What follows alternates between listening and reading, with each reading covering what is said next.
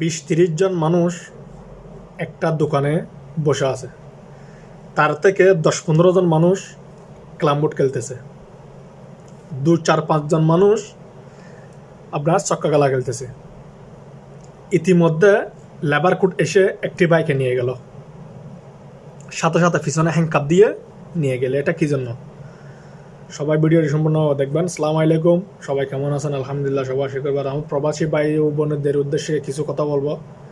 সবাই অবশ্যই ভিডিওটি দেখার সম্পূর্ণভাবে চেষ্টা করবেন। কি জন্য?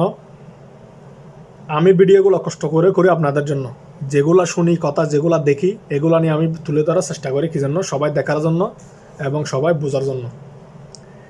একটা কথা হচ্ছে যে এই ইউমানের মধ্যে আপনি যদি থাকতে চান, যে কোনো কাউন্ট্রির মধ্যে যদি থাকতে চান, এই দেশের নিয়ম যেগুলো আছে, যেগুলো কানুন আছে, কানুনের ভিতর থাকতে হবে। আপনি কানুনের বাইরে চললে আপনি এই দেশে আর থাকতে পারবেন না। কি জন্য? এটা আমাদের বাংলাদেশ না, আমি এই দেশের নাগরিক না। এটা আপনার মাথায় চিন্তা ভাবনা করে চলতে হবে।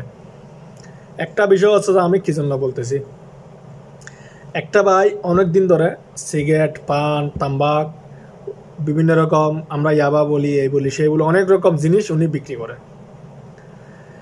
ওনাকে অনেক দিন ধরে টার্গেট করছে ধরার জন্য, কিন্তু ওনাকে ধরতে পারতেছে না। কি জন্য? উনি এমনভাবে জিনিস রাখে, কিন্তু এটা ধরার কোনো বিকল্প নেই। একটা কথা হচ্ছে তো, ওনাকে কীভাবে ধরছে, ওনাকে কীভাবে ধরে নিয়ে গেছে দেখেন। তার ভাই এয়ারপোর্ট দিয়ে আসতেছে, ওমান এয়ারপোর্ট দিয়ে প্রায় 800 না 900 ইয়াবা উনি একসাথে নিয়ে আসতেছে। হয়তো বাংলাদেশ থেকে কীভাবে আসছে সেটা আমরা জানি না। হয়তো বাংলাদেশের মধ্যে কারো লিঙ্ক আছে, কারো নাই, কীরকম আসছে না আসছে আমরা জানি না। এই দেশেরটা বলতেছি আমি আপনাকে, ওমান মাস্কাটের যে এয়ারপোর্ট, এটার কথা বলতেছি। এই দেশের মধ্যে ওরা সব কিছু দেখছে, ওনাকে একটা কথাও বলে নেই, ওনাকে একটা কথাও বলে নেই।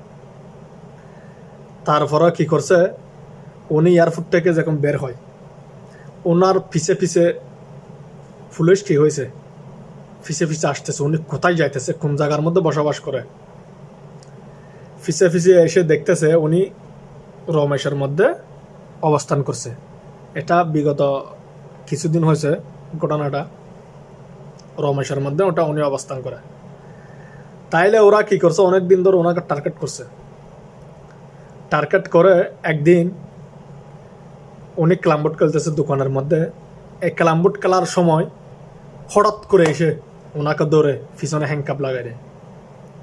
তারপরে ওনাকে জিজ্ঞাসাবাদ করে, মায়া কয়েকটা তা বাসবার দিছে, তারপরে গাড়িতে তুলছে, তারপরে ওনাকে বয়বৃত্তি কথা বলছে, তারপর উনি একটু ভয় পাইছে। তারপরে ওনার সাথে কে কে লিঙ্ক আছে না আছে এগুলার সবগুলো ধরে ওনার বাইকেও ধরছে, ধরে গাড়িতে তুলে ওনার রুম টুম চেক টেক করে, যেগুলো সামান টামান ভাইছে এগুলো তুলে নিয়ে চলে গেছে। একটা কথা হচ্ছে যে ভাই, আমি এই দেশের মধ্যে 5 লাখ দিয়ে আসি, 1 লাখ দিয়ে আসি, 50,000 দিয়ে আসি, যেরকম আসি না কেন, আমাদের দেশের মান সম্মান রক্ষা করতে হলে, আমাদের দেশের মধ্যে রিমিটেন্স পাঠাতে হলে আপনাকে সৎপথে চলতে হবে। সৎপথে আপনি 1 টাকা কামান, এটার বরকত থাকবে। আপনি অবৈধভাবে 20 টাকা কামাইলেও এটার কোনো বরকত নেই। আর একটা বিষয় হচ্ছে যে ওনার এখন 6 বছরের জেল হয়েছে, কত লাখ টাকা নাকি জরিমানা দিছে বাংলার।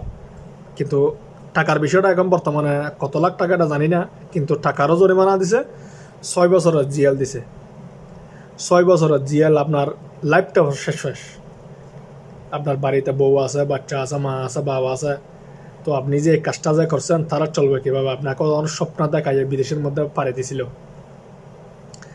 একটা বিষয় হচ্ছে, আমরা প্রবাসী ভাই বোনেরা যারা আছেন, অবৈধ ব্যবসা থেকে দূরে থাকবেন। রিগেল পথে 1 টাকা কামান, লাভ আছে। রিগেল পথে কোনো একটা কাজপথ করুন, লাভ আছে।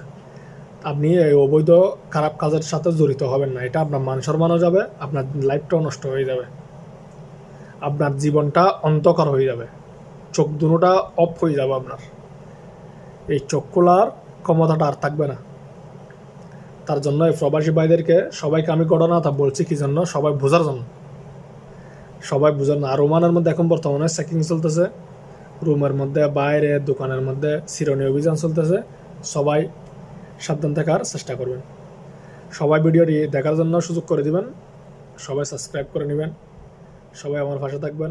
সবাই আমাকে সহযোগিতা করবেন, সবাই আমার জন্য দোয়া করবে, আমি আপনাদের জন্য দোয়া করি। সবাইকে আল্লাহ ভালো রাখো। সবাইকে ধন্যবাদ এবং আসসালামু আলাইকুম।